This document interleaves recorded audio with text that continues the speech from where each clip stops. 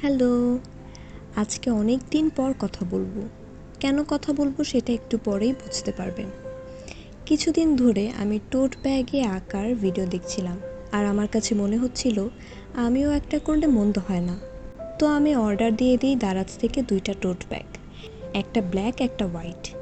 প্রথমে কালো ব্যাগটাতে আমি আঁকবো, সাদাটা অন্য কোনো দিন আঁকবো। ব্যাগগুলো ভাঁজ করে রাখতে রাখতে মাঝে ভাঁজ পড়ে গিয়েছিল, সেই ভাঁজগুলোকে সরাতে আমি আয়রন করে তারপর আঁকা শুরু করি। প্রথমবার এমন কিছু করছি, তাই আমার ভেতর কেমন যেন ভয় ভয় করছিল। কতটুকু জায়গায় আঁকবো আর কতটুকু জায়গা ফাঁকা রাখবো সেটা বুঝতেই আমার অনেক বেশি সময় লেগে যাচ্ছিল। ভূগোল বিষয়টা আমার ছোটবেলা থেকেই খুব প্রিয়। হয়তোবা আমার বাবা ভূগোলের শিক্ষক, তাই।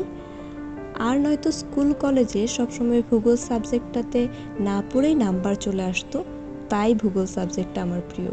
আজকে ভূগোল নিয়েই কিছু একটা আঁকবো। সবগুলো গোল আঁকার সময় আমার হাতের কাছে জিনিসগুলো দিয়েই আঁকতে পারছিলাম, তবে পৃথিবী আঁকার সময় আমার প্রয়োজন পড়ে ছোট্ট একটা গোল। সেই গোলটা খুঁজতে গিয়ে আমি আমার বড় বোনের লিপস্টিকের বোতল খুঁজে সেই লিপস্টিকের বোতলের মুখটা দিয়ে গোলটা করি। আর এই গোলগুলোকে আস্তে আস্তে আঁকতে আঁকতে আমার আধা ঘন্টা লেগে গিয়েছিল, কারণ আমি খুব ভয় পাচ্ছিলাম গোলগুলো যদি নষ্ট হয়ে যায় তাহলে পুরো এই জিনিসটাই নষ্ট হয়ে যাবে। আর নার্ভাসের কারণে একবার ক্যামেরা বন্ধ করে দিয়েছিলাম। পরে যে আঁকা শুরু করেছি সেটাই আমার মাথায় ছিল না। 2টা গ্রহ এঁকে ফেলার পর আমার মাথায় আসে আমি ভিডিওই অন করিনি। 2টা গ্রহ আঁকার পর আমার ভেতর মোটামুটি কনফিডেন্স চলে এসেছিল যে যত যাই হোক আমি নষ্ট করব না।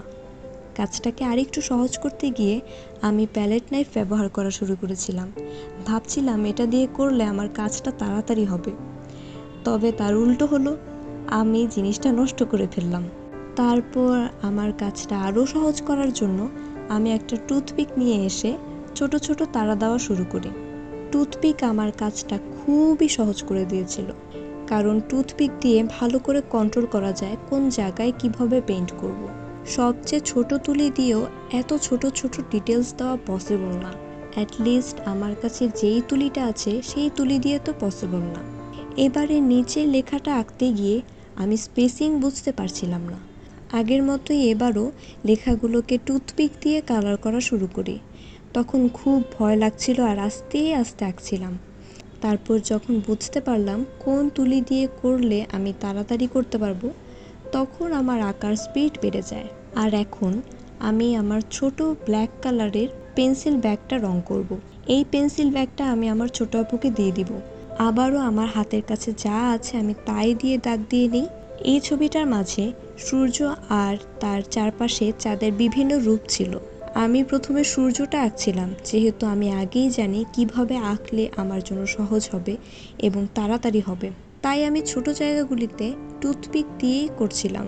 আমার আম্মু আমার এই 2টো ব্যাগ এতই পছন্দ করেছে যে আমাকে বলছিল দোনো সাইডে রং করে দিতে, তবে আমি তো দোনো সাইডে রং করব না। তারপর ছোট আপু এসেই মানা করলো দোনো সাইডে আঁকতে, যেহেতু ওর জিনিস তাই এক সাইডেই আঁকা হলো। প্রথমবার এমন কিছু করেছি, তাই আমার জন্য বিষয়টা খুবই চ্যালেঞ্জিং ছিল, তবে রেজাল্টটা কিন্তু খারাপ হয়নি। এই ভিডিওটা দেখার জন্য আপনাকে অসংখ্য ধন্যবাদ। বাই।